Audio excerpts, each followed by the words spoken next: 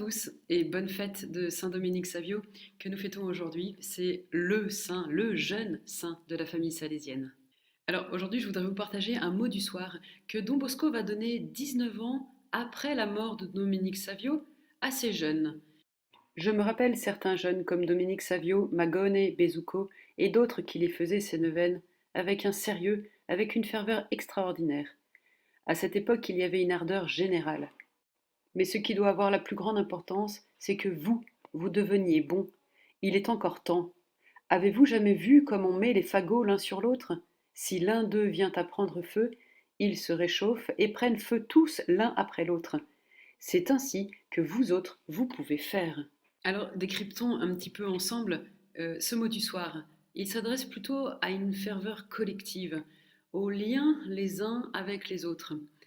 À cause du Covid, on se voit moins. Et puis surtout, on est plein d'incertitudes. Et donc, peut-être que cette flamme est plus difficile à aller chercher, à comprendre.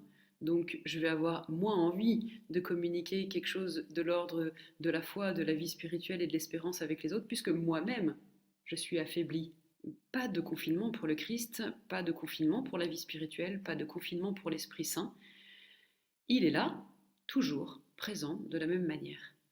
Moi qui suis la lumière, je suis venu dans le monde pour que celui qui croit en moi ne demeure pas dans les ténèbres. Bingo! Jésus vient le premier mettre le feu dans ton foyer intérieur. C'est lui qui prend l'initiative, donc tu n'as pas à le faire. Il vient te dire, je suis la lumière dans tes ténèbres et je suis la liberté intérieure dans ton enfermement. Venons maintenant à Dominique Savio.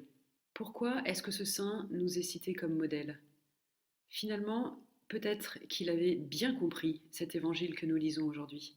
Alors que Dominique Savio a pris conscience que Jésus était vivant, qu'il était dans sa vie, qu'il était sa lumière, alors toutes ses activités ont pris du sens avec.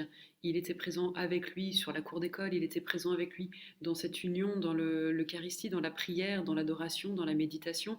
Il était présent avec lui dans le partage d'idées avec Don Bosco et tous les autres jeunes. Plus il l'aimait, plus Dominique se libérait de ses contraintes intérieures jusqu'à être complètement libéré même de la peur de mourir lorsqu'il va tomber malade.